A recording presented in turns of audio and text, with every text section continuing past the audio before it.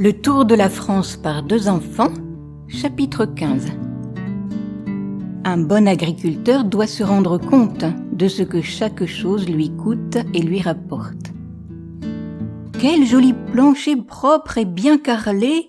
dit Julien en entrant dans la laiterie. « Tiens, les fenêtres et toutes les ouvertures sont garnies d'un treillis de fer, comme une prison. Pourquoi donc ? C'est pour que les mouches, les rats et les souris ne puissent entrer. Avant les malheurs de la guerre, nous étions plus à l'aise. J'avais 6 vaches au lieu d'une. Je faisais beaucoup de beurre. Aussi ma laiterie comme mon étable est soigneusement installée. Voyez, ce carrelage dont elle est recouverte permet de la laver à grande eau, et cette eau s'écoule par les rigoles que voici. Il faut au lait une grande propreté, et tout doit reluire chez une fermière qui sait son métier. Comme il fait frais ici, reprit Julien en s'avançant dans la salle un peu sombre, autour de laquelle étaient rangées des jattes de lait. Mon enfant, il faut qu'il fasse frais dans une laiterie. S'il faisait chaud, le lait aigrirait, et la crème n'aurait pas le temps de monter à la surface. Regardez ces grands pots, ils sont tout couverts d'une épaisse croûte blanche que je vais enlever avec ma cuillère pour la mettre dans la baratte. C'est la crème. Passez le doigt sur ma cuillère et goûtez. Julien goûta. C'est meilleur encore que le lait, cette bonne crème. Je le crois bien, dit la fermière. Maintenant, avec cette crème, nous allons faire le beurre. En versant dans la baratte toute la crème qu'elle avait recueillie, elle se mit à battre avec courage.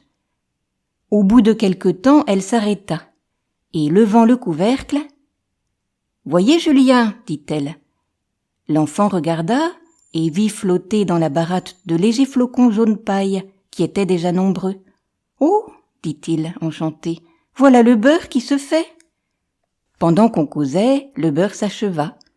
La fermière l'égoutta et le lava avec soin, car le beurre bien égoutté et lavé se conserve mieux. Puis elle le mit en boule et chargea Julien de dessiner avec la pointe du couteau 2 petits losanges sur le dessus. Il s'appliqua consciencieusement à cette besogne, et le beurre avait bonne mine quand Julien eut achevé son dessin. « Mais, s'écria-t-il, toute la crème n'est pas devenue du beurre. Qu'est-ce que tout cela qui reste ? » C'est le petit lait. On le donnera aux porcs, délayé avec de la farine pour les engraisser.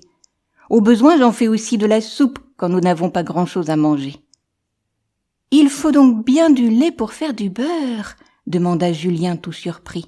« Eh oui, cher enfant, 15 litres de lait de Bretonne ne font qu'1 kilogramme de beurre, et pourtant, Bretonne, comme les vaches de sa race, est une merveille. Il y a d'autres vaches dont il faut jusqu'à 25 litres pour faire 1 kilogramme de beurre. Mais Julien, vous allez devenir savant dans les choses de la ferme, comme si vous vouliez être un jour fermier vous aussi. » L'enfant rougit de plaisir. « Vrai, dit-il, c'est un métier que j'aimerais mieux que tous les autres. Mais dites-moi encore, combien Bretonne vous donne-t-elle de lait par jour ? 7 litres au plus. Alors il faut donc plus de 2 jours à Bretonne pour vous donner 1 kilogramme de beurre ? Précisément. Mais comme vous comptez bien, mon enfant, il y a plaisir à causer avec vous. » Un instant après, la fermière sortit de la laiterie avec le jeune garçon, et tous 2 portaient à la main de belles boules de beurre enveloppées dans des feuilles de vigne que Julien était allé cueillir. La suite au prochain numéro. Si cet audio vous a plu, merci de cliquer sur le pouce et n'hésitez pas à vous abonner à ma chaîne.